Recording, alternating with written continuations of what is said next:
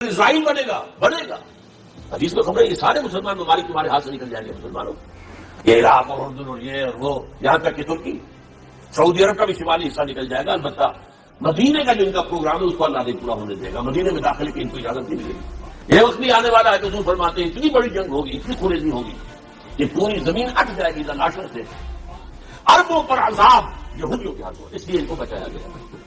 اور آج ہماری نظر میں آ رہا ہے وہ ملعون اور مغضوب علیہ قوم ان کے سینے کے اندر خنجر کی طرح ہوتی گئی. اور 30 کروڑ کے قریب عرب بے حمیتی, بے غیرتی, بزدلی, کمزوری, ذلت, مسکرت کی مثال بنے ہوئے. کوئی بول سکتا ہے اس اسرائیل کے خلاف کو بول سکتا ہے؟ 30-35 لاکھ آدمی اسرائیل کے تھے, اس سے زیادہ تو امریکہ میں بتاتا ہے. Where an alleged biblical map of the Kingdom of Israel shared by official Israel Arabic account on X early this week has sparked off a major diplomatic storm. It basically shows the boundaries of the ancient kingdoms of Israel and Judah in 928 BC. This is the greater Israel according to the Israelis. It is include 100% of Palestine, 100% of Jordan, 100% of Lebanon, 100% of Kuwait, 75% of Syria, 45% of Iraq, 40% of Saudi Arabia, 35% of Egypt. This is going and part of Turkey. پچھلے کئی سالوں سے میں نے آپ کو کئی بار اپنی ویڈیوز کے اندر آگاہ کیا کہ اسرائیل مڈل ایسٹ کے اندر جو تمام اسلامی ملکوں کو ایک ایک کر کے تباہ کر رہا ہے, اس کے پیچھے اس کا ایک ہی مقصد ہے, ایک ہی ویژن ہے, اور وہ ہے گریٹر اسرائیل. اور اس کے بعد اپنی سلطنت کو گریٹر اسرائیل سے بڑھا کر دوبارہ اتنا بڑا بنانا جتنا وہ حضرت سلیمان علیہ السلام کے دور میں تھی, یعنی پوری دنیا پر حکومت حاصل کرنا, جو ان کے مطابق خدا نے صرف بنی اسرائیل قوم کو قرب قیامت کے نزدیک دینے کا وعدہ کیا ہے. اس عالمی حکومت کی شروعات کا ایک بہت بڑا سٹیپ ہے گریٹر اسرائیل کی شروعات, اور جب وہ بن جائے گا تو ان کے مطابق ان کا مسیح, جو کہ اصل میں جھوٹا مسیح یعنی دجال ہے, آ کر اس سلطنت پر بیٹھے گا اور حکومت کر کے پوری دنیا کے اندر اس حکومت کو قائم کرے گا, اور خدا کا ان سے کیا گیا وعدہ آخرکار پورا ہوگا. اب یہ تو ہے ان کا منصوبہ اور ان کی مرضی, لیکن اللہ کی مرضی یہ ہے کہ گریٹر اسرائیل بنے گا, کیونکہ آس پاس عرب ملک تباہ ہو چکے ہیں یا پھر اپنی عیاشیوں کے اندر ڈوب چکے ہیں, اور ان عرب ملکوں کے پاس اسرائیل سے لڑنے کی نہ کوئی طاقت بچی ہے اور نہ کوئی ہمت, اور دوسرا اس کا ساتھ دنیا کی سپر پاور یعنی امریکہ دے رہا ہے. لہٰذا اسلامی تعلیمات کے مطابق بھی ہمیں یہ پتہ چلتا ہے کہ دجال یہاں پر حکومت کرنے کے لیے آ کر بھی بیٹھے گا, لیکن جہاں تک عالمی حکومت کی بات ہے تو وہ اللہ نے اصل مسیح یعنی حضرت عیسیٰ علیہ السلام کی پوری دنیا پر قائم کرنی ہے, جن کے ساتھی امام مہدی علیہ السلام ان سے پہلے ظاہر ہوں گے. اکثر گریٹر اسرائیل پر بات کرتے ہوئے لوگ یہ سوال کرتے تھے کہ اسرائیل نے اب تک نہ کوئی اس کا اعلان کیا ہے, نہ اس کا کہیں پر ذکر کیا ہے, یہ تو بس ایک سنسنی یا پھر کانسپریسی تھیوری ہے. تو لیں جناب, آپ کی یہ خواہش بھی پوری ہو گئی ہے, کیونکہ اسرائیل نے آفیشیلی گریٹر اسرائیل کا نقشہ دنیا کو دکھا بھی دیا ہے, اور خفیہ طور پر یہ پیغام بھی دے دیا ہے کہ مستقبل کے اندر ہم اس تمام علاقے کو قبضانے والے ہیں. اس میپ کے اندر آج کے دور کے اردن, لبنان اور سیریا یعنی شام کے علاقے بھی شامل ہیں, جسے اسرائیلی منسٹر آف فورن افیئر نے انسٹاگرام اور ٹویٹر پر شیئر کیا, اور اس کی وجہ یہ بتائی کہ یہ علاقے تاریخی طور پر آج سے تقریباً 3000 سال پہلے سے یہودی قوم کی ملکیت ہیں, جس پر حضرت داؤد علیہ السلام اور اس کے بعد ان کے بیٹے حضرت سلیمان علیہ السلام کی حکومت تھی. اور اسی بنیاد پر یہ تمام علاقہ آج بھی اسرائیل کی ملکیت ہے, جسے تورات کے اندر پرومسڈ لینڈ یا پھر ایسی سرزمین کہا گیا ہے جو کہ اللہ نے ان کو آخری زمانے کے اندر دینے کا وعدہ کیا ہے. اسی لیے آج بھی ان علاقوں پر انہی لوگوں کا حق ہے جو کہ مصر کے دریائے نیل سے عراق کے دریائے فرات کی سرزمین تک شامل ہے, جس میں گریٹر اسرائیل کے تمام ملک شامل ہیں.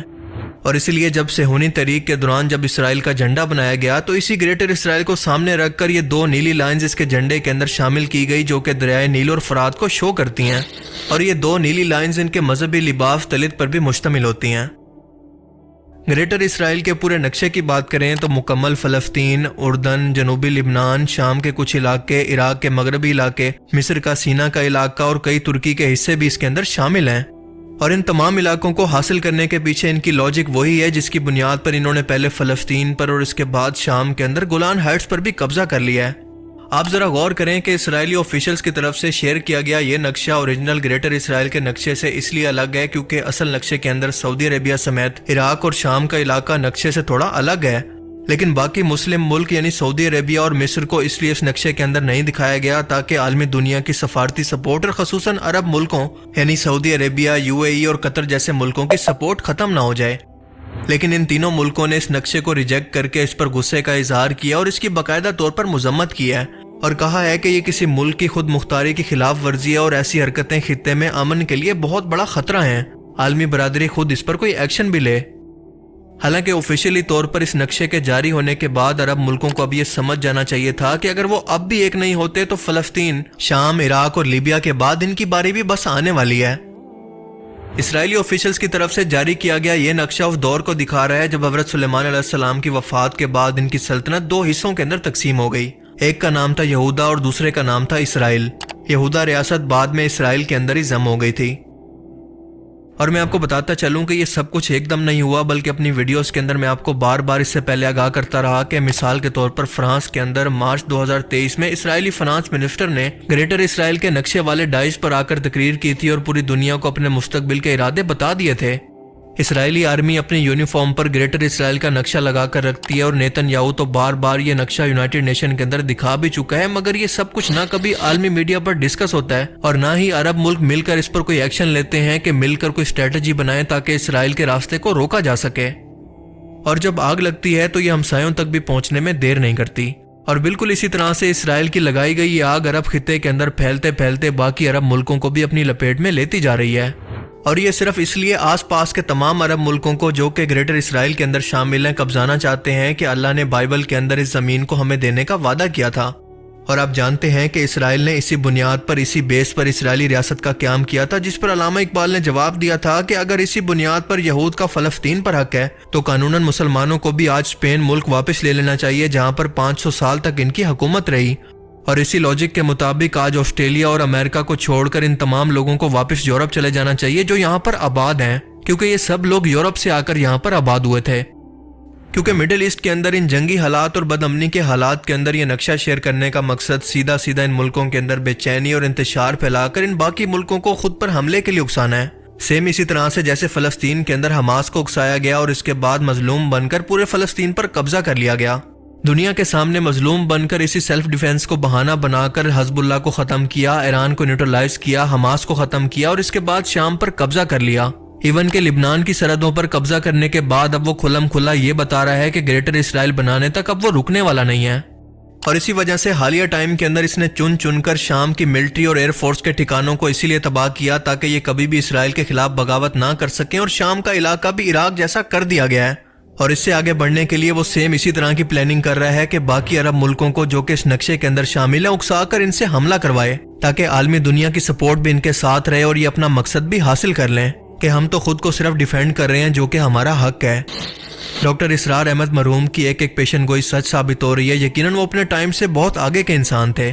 انہوں نے پہلے ہی کہا تھا کہ یہ ہو کر رہے گا کیونکہ عربوں کے اندر ہمت باقی نہیں ہے اور یہودیوں کے آگے یہ جھکے ہوئے ہیں، آپس میں تقسیم ہو چکے ہیں. لیکن یہ گریٹر اسرائیل ایک بہت بڑی جنگ کے بعد بنے گا جسے مسلمان ملحمت العظما اور کرسچن اور جیوز اس کو آرمگیڈن کے نام سے جانتے ہیں. اور اسی جنگ کے اندر مسلمانوں کی قیادت کریں گے امام مہدی علیہ السلام. اب ذرا مڈل ایسٹ کے حالات پر ایک نظر دوڑائیں تو کیا یہ تمام حالات اسی تیسری عالمی جنگ کی طرف اشارہ نہیں کر رہے؟ کون سی ایسی نشانی ہے جو کہ ابھی تک ڈھکی چھپی ہو؟ پر افسوس کہ مسلمان نوجوان نسل کی ایک بڑی تعداد کو ابھی تک ان قرب قیامت کے حالات کے بارے میں کوئی اندازہ تک نہیں ہے. بس دن رات سوشل میڈیا پر وقت برباد کر رہے ہیں، حقیقی دنیا سے کٹ کر رہ چکے ہیں. وہ جاننا ہی نہیں چاہتے کہ دنیا کے اندر آخر چل کیا رہا ہے. جس مسلمان نوجوان نسل کو امام مہدی علیہ السلام کی آمد کا منتظر ہونا تھا، ان کی فوج کا سپاہی بننا تھا، آج وہ سوشل میڈیا پر یہ کر رہے ہیں. امام مہدی علیہ السلام کی فوج کے اندر شامل ہونا کتنی بڑی سعادت ہے، اس کے بارے میں اللہ کے رسول نے فرمایا کہ وہ اس امت کے بہترین لوگ ہوں گے جو کہ مہدی کے ساتھی ہوں گے.